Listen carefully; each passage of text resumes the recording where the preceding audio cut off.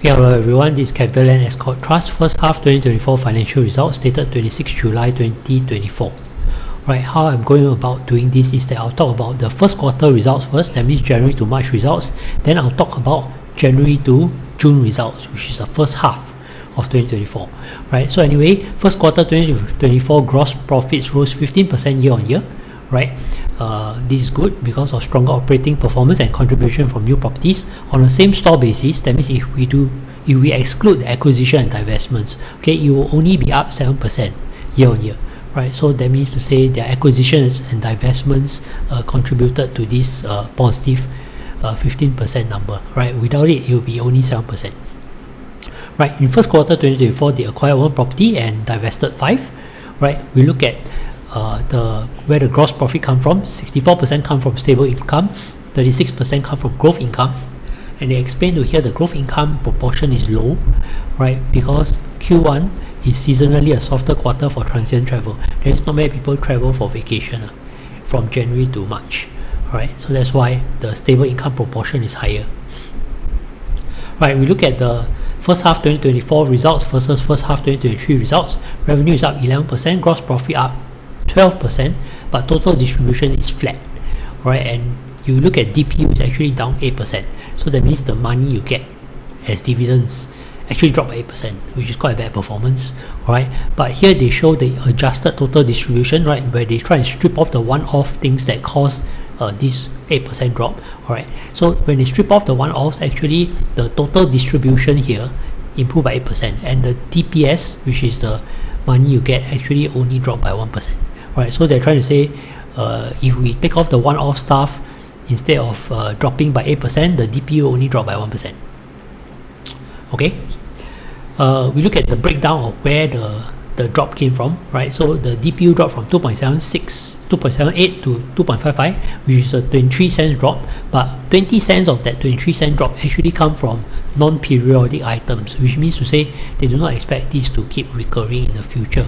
Alright, so in reality, the actual drop is 0.03%. Alright, and we can see that actually comes from this part, right, where there is stronger operating performance, which gave 0.08 cents. Right, then there's this net effect of divestment, acquisition completed, and AEI, ongoing AEI and interest savings from repayments. This is minus 0.3%, and there's some loss due to depreciation of foreign currencies, right, which is 0.08 cents. Right, this one hopefully can improve in the future lah. So hopefully the depreciation is less in the future, because if interest rates drop in the US, Singapore's interest rate will follow, and that will likely cause SGD to weaken versus the foreign currency. So this one should hopefully drop in the near future. Right, we look at RevPAR, right? So I'm not very sure how to pronounce this, right? I think RevPAR and RevPAR are the same, alright, as far as I understand it anyway. Right, if I'm wrong, please do correct me. Right, so RevPAR or RevPAR, I think this room and this unit, right, so that's why it's the same thing. Right, it's calculated by dividing a hotel's total guest revenue by the total number of rooms for the period being measured. So it's total guest revenue divided by total number of rooms. Right, you can see that in first quarter, which is traditionally I think the weak quarter, right, this is the COVID low, right? So this spike up over here is actually a recovery from COVID, right? So at $135, right, this is a 6% increase year on year, and in line with pre-COVID first quarter 2019 RevPAR, right? So that means to say that this is basically the pre-COVID number lah. Right, so this one has been a slow recovery, so it took 3 years to recover. Right, so the stronger performance is mainly due to higher room rates. That means to say that the price of each room is higher now.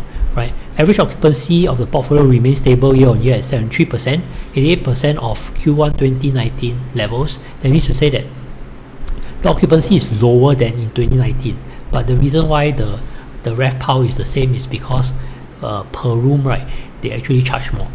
Alright, so higher room rates. Okay, so the key markets for CLAS have performed well, right? Australia, Japan, Singapore, UK, and USA.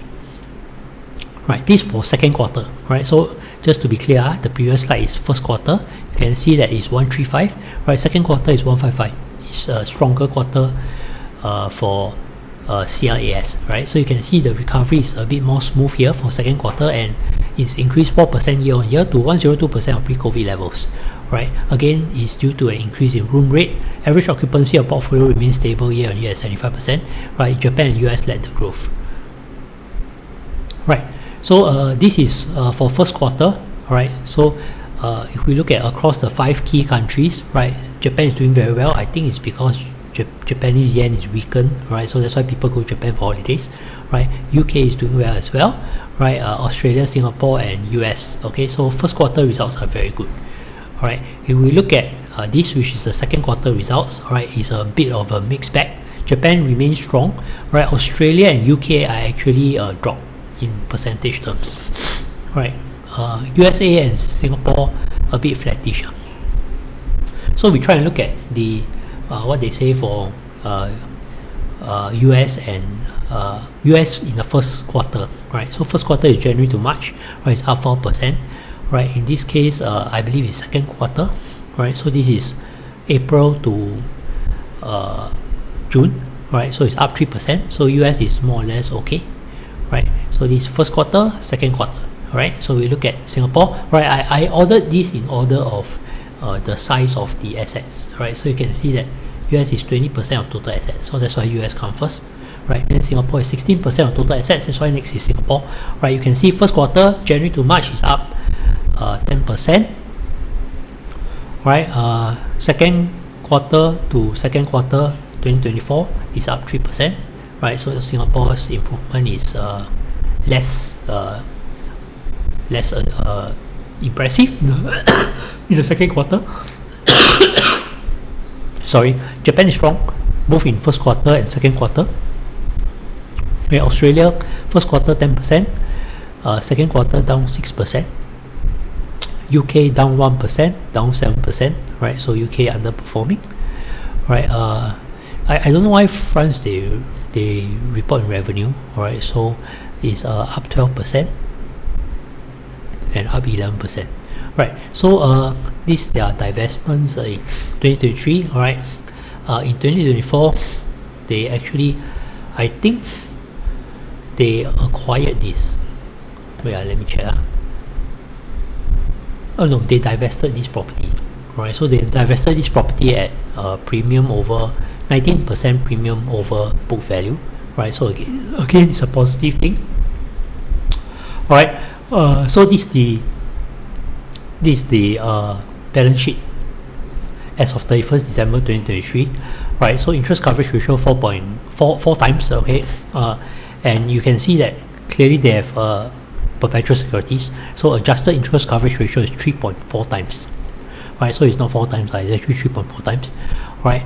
And gearing is 37.9%, right? Again, clearly this does not include perpetual securities. I actually did a calculation later. I think something like 42%.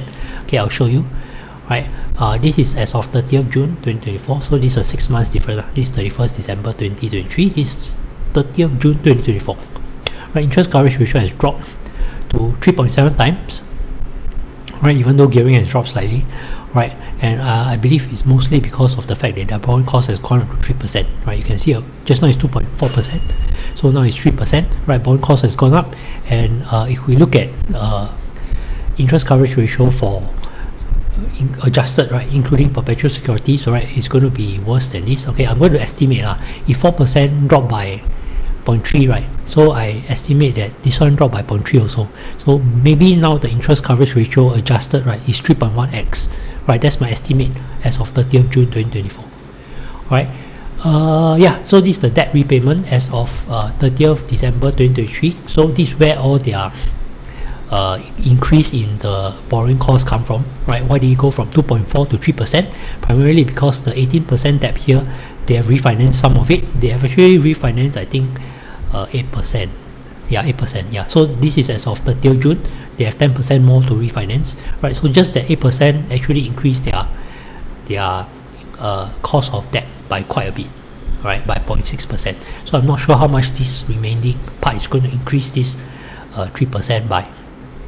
Right, their gearing as of 30th June 2024 is 37.2%.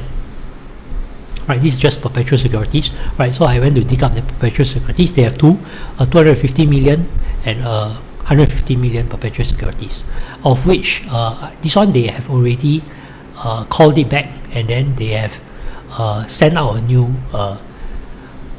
perpetual security. So I'll just show you the 150 perpetual securities first. Alright, it was actually replaced on 7 August, so they called this back, the 3.88% interest rate perpetual securities, and they actually issued one at 4.6%. So you can see this interest rate increase, right, is actually I believe not captured in this 3%, right? But they are actually going to have to cover this additional cost, right? So it's part of the reason why their DPU isn't going up, right?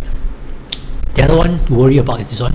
It's a 250 million perpetual securities. Okay, as you can see, there are two, right? This one they actually called it back and then reissued it. This one they didn't do anything here, so most likely they worry about it in June 2025, right, where they actually have to reset the perpetual security. So that means the interest rate on this 3.07% is going to go up, right? So they have to decide whether they want to call it back and then maybe reissue it at a better price, or they just accept the reset, right? That means to say that you just reset to whatever the current current interest rate is, floating interest rate in, bank's interest rate is, then plus the spread, right? So I think that will increase the interest cost to maybe 5+%, right? Maybe 4 to 5%. I'm not exactly sure, but it's definitely higher than 3, right? So these are things that we have to worry about for the REIT, right? This is the balance sheet as of 30th June 2024. I did a calculation of their adjusted gearing, right? The reported gearing is 37.2%, does not include perpetual securities, right? If I include the calculation for perpetual securities, which is 400 million, right here, right? So they have 400 million of perpetual securities, right? So I take this divided by their total debt, multiply by their total debt plus perpetual securities, I get the adjusted gearing to be 42.2%. Right, so this is what they say for the near-term future, right? They are cautiously optimistic on the demand for lodging. Clearly, they have supply, right? So for CLAS, the problem is demand, right? So if the demand doesn't improve, right, it's likely that the issues like high borrowing costs, okay, tightening fiscal policies, and geopolitical tensions, right? They eat into their revenue and their cost of and increase their costs, right? So that will again affect DPU, right? So these are the issues that CLAS has, right? With that, I'll end my sharing. Remember, now this financial advice, I may make mistakes. Please do help point out any if you spot any, right? With that, I thank you for listening.